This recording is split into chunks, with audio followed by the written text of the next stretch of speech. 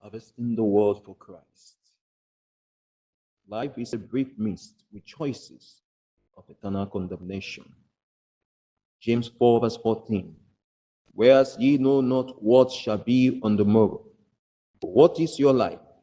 It is even a vapor that appeareth for a little time, and then vanisheth away. It was a long, lonely path. No trees and no mountains, no oceans and no rivers, no skyscrapers, nothing that reminded me of this world. It was just a plain, vast, empty expanse leading to one point. I looked up only to witness millions in one queue heading to that same end. In the twinkling of an eye, millions were rushing to the end of it, and other millions were joining from behind. There is no end to the new batches coming and going to that end. I tried to come out of the queue, but it was impossible, because once you join, an unseen hand stations you in the queue so that it is impossible to disassociate. I looked at everyone. I discovered there were men, women, teenagers around 16 and upward. Everyone's leg was fastened to a single chain that led to that end we were going. Then I discovered 80% didn't know what awaited at the end. Some were discussing what lay ahead. Was it the eternal life promised them? Was it the heaven promised them on religion? Was it the immortality promised them? While others, especially the teenagers, believed they were going into living a forever life in Wonderland, where their parents wouldn't discipline or tell them what to do anymore. Some of them believed they would still return to Earth as the greatest wizard that ever walked the earth a few years later. There were a few crying, trying to warn the rest of the deception and the reality ahead.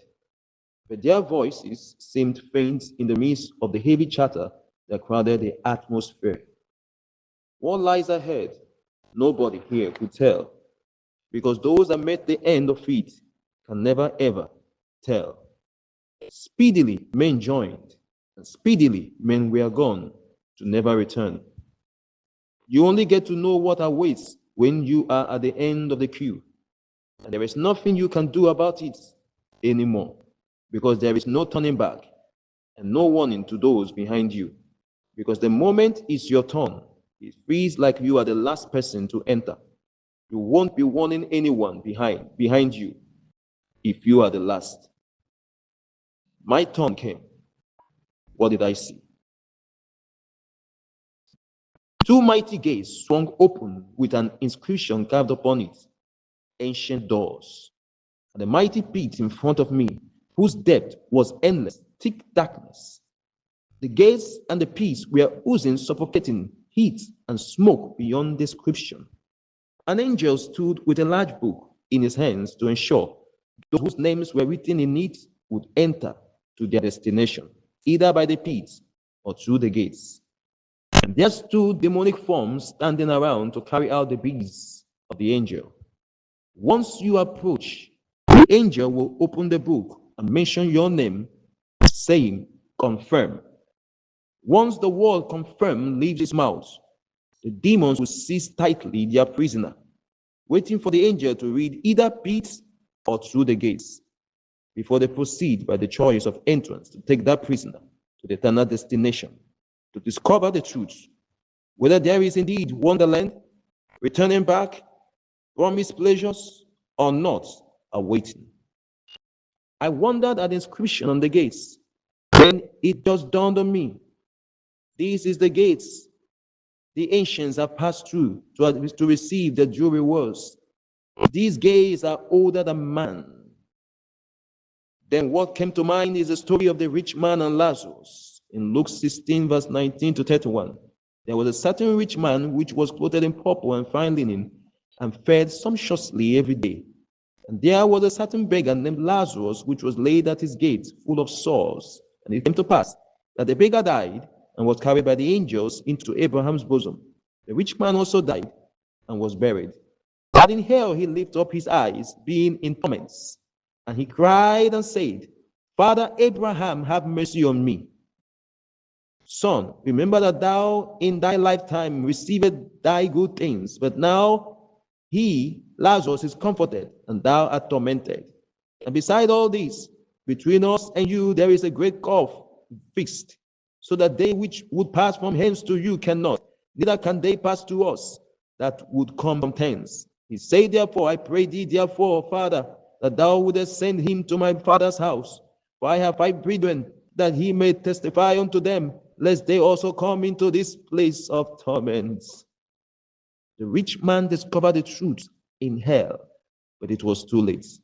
With tears and torment, he knew there was no turning back. With tears and torment, he knew there was no returning back. The promise of paradise with Lucifer after life was a lie. He also discovered that very Lucifer himself is longing for the same redemption that was freely given to man, which he can never have. He is himself searching for that paradise, or how to get back to it. The rich man could at last see all the lies, but it was too late. He begged for his living brethren to be warned of the deceptions.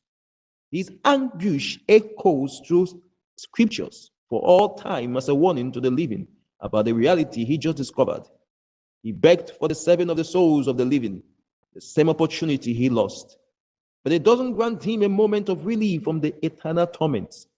He himself testified to it, saying, I am being tormented in this flame. Luke 16, verse 24. Standing before this reality, I can tell where those teenagers have gone and what fate they just met. Flames for paradise, eternal torment for wonderland, eternal grace for paradise with Lucifer. There is no coming back. You are forever lost and condemned. You are simply doomed for eternity. I knew what awaited me if the angel dared to look into the book for my name. When it came to my turn, unlike any other, something unusual happened. The angel neither moved his hands to flip through the pages nor made any move. Before my turn, he wouldn't look at anyone's face. He just fixed his eyes on the book and unmistakably would mention your full names, date of birth, the purpose for which you were sent to earth, what you ended up doing, what killed you, and the date and the time of your death. Accurate information, void of mistakes. When it got to my turn, he paused for a while and silence filled the atmosphere. Nothing made a move in his pause. My heart pounded at the seconds of the silence. The demons froze in suspense, waiting to hear his judgment. It then dawned on me that this angelic being is actually the authority here. His silence put the whole scene on a standstill. One could understand something of a superior restrains him from taking or making a move. He seemed to be receiving instruction from one superior. However, the silence created overwhelming suspense, fear, and uncertainty in me. I was sure of the same fate with others, but I didn't know what would be the choice of entrance, through the gates or the pits. I guess the nature of your rebellion against divine authority determines the way in. Suspense was even tormenting the demons more than it was tormenting me. They were eager to have me all to themselves and to drag me away to that horrible and painful place of eternal condemnation, where there is no God, salvation, redemption, help, second chance, and coming out. Finally, the silence was broken when the angel lifted his face to look at me. Very unusual of him. Fixing his gaze on me, he smiled at me. That smile baffled the demons, who at this gesture of the angel were overwhelmed with confusion. Confusion threw them now off balance when he closed the book and said,